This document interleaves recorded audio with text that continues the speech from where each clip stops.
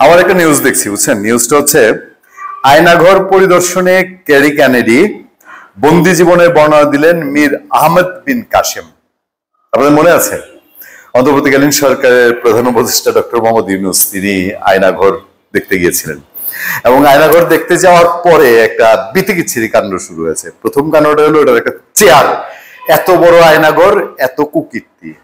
আপনাদের মনে থাকারও কথা এটা।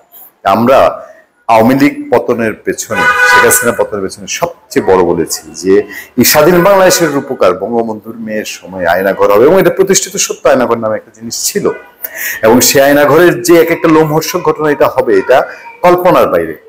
কিন্তু সেটাকে পলিটিসাইজ করতে গিয়ে এই অন্তর্বর্তীকালীন সরকারের সময় একটা লেজে গোপরে অবস্থা তৈরি হয়েছিল কিনা, সবকিছু ছাপিয়ে ওই চেয়ার, এই পিকুলিয়ার চেয়ার কোত্থেকে আসলো। তারপর আস্তে আস্তে আসলো কি, এটার নাকি দেয়ালের চিহ্ন মুছে দেওয়া আছে, আয়নাঘরের চিহ্ন মুছে দেওয়া আছে, কারা মুছেছে, কি মুছেছে, ভূতে এসে মুছেছে, জিনে মুছেছে, এরকম বিভিন্ন বিষয় আসে। তার মধ্যে দিয়ে প্রধান উপদেষ্টার সঙ্গে কারা কারা গিয়েছিলেন সেই আয়নাঘর পরিদর্শনে, এই নিয়ে বিতর্ক তৈরি হয়েছিল।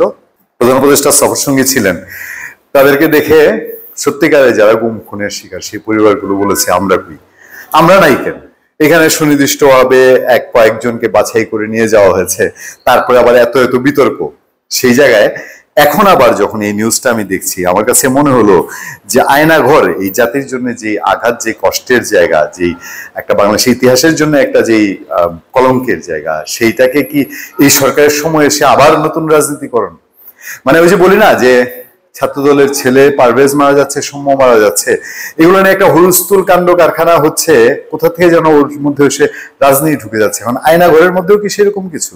খবরটা কি? খবরটা হচ্ছে যুক্তরাষ্ট্রের প্রখ্যাত মানবাধিকার সংগঠন RFK, হ্যাঁ, প্রখ্যাত মানবাধিকার সংগঠন, পক্ষপাতিত্বের দোষ আছে কিনা, হ্যাঁ, RFK সেন্টারের প্রধান এবং রবার্ট এফ কেনেডির কন্যা ক্যারি কেনেডি বাংলাদেশে আলোচিত গোপন নির্যাতন কেন্দ্র আয়নাঘর পরিদর্শন করেছেন। সেখানে তিনি সাক্ষাৎ করেন 8 বছর ধরে বন্দী থাকা মীর আহমেদ বিন কাসেমের সঙ্গে। আমাদের মীর আহমেদ বিন কাসেম সম্পর্কে কোনো আপত্তি নেই, দেখেন আমাদের প্রশ্নটা অন্য জায়গায়। মীর আহমেদ বিন কাসেমও সেও একই রকম এভাবে গুম হয়ে গেছিল, তাকে খুঁজে পাওয়া যাচ্ছিল না, যেটা কোনো বিচারিক প্রক্রিয়ার বিষয়ের বাইরে ছিল। কিন্তু শুধু কেন তাদেরকেই নিতে হবে, প্রশ্ন হচ্ছে এই জায়গায়। বুধবার 14 মে সকালে নিজের ভেরিফাইড ফেসবুক আইডিতে পোস্ট করে এসব তথ্য জানান প্রধান উপদেষ্টা প্রেস সচিব শফিকুল আলম। যুক্তরাজ্য প্রবাসী ব্যারিস্টার মীর আহমেদ বিন কাসেম শেখ হাসিনার শাসনামলে গুমের শিকার হন। মঙ্গলবার 13 মে আয়নাঘরে তাদের সাক্ষাতের সময় নিজের বিভীষিকাময় বন্দী জীবনের কথা বলতে গিয়ে আবেগে ভেঙে পড়েন মীর আহমদ। চোখের পানি ধরে রাখতে পারেননি ক্যারি কেনেডিও। তিনি মীর আহমেদকে সান্ত্বনা দেন এবং দীর্ঘদিন ধরে চলা তার অমানবিক বন্দিত্বের কথা শোনেন। প্রসঙ্গত, শেখ হাসিনা 15 বছর শাসনামলে বাংলাদেশে ব্যাপক মানবাধিকার লঙ্ঘন, গুম, বিচার বহির্ভূত হত্যাকাণ্ড ও রাজনৈতিক নিপীড়নের বিরুদ্ধে আন্তর্জাতিক অঙ্গনে সোচ্চার ছিলেন ক্যারি কেনেডি। আচ্ছা, আমি বিশেষজ্ঞরা মনে করেন ক্যারি কেনেডি ও আন্তর্জাতিক মানবাধিকার সংগঠনগুলোর চাপই মীর আহমেদ বিন কাসেমকে জীবিত রাখার অন্যতম কারণ ছিল। এই যে বলি যে যেটা আওয়ামী লীগ পতন, শেখ হাসিনা পতনের অন্যতম বড় কারণ, আওয়ামী লীগ মীর আহমেদ বিন কাসেমকেও একেবারে ওই যে ইলিয়াস আলীর কথা যেরকম জানা যায়, চৌধুরী আলমের কথা, তাদের তো আর কোনো হদিশই নেই এই মীর আহমেদ বিন কাসেমেরও তেমন অবস্থা হতো কিনা।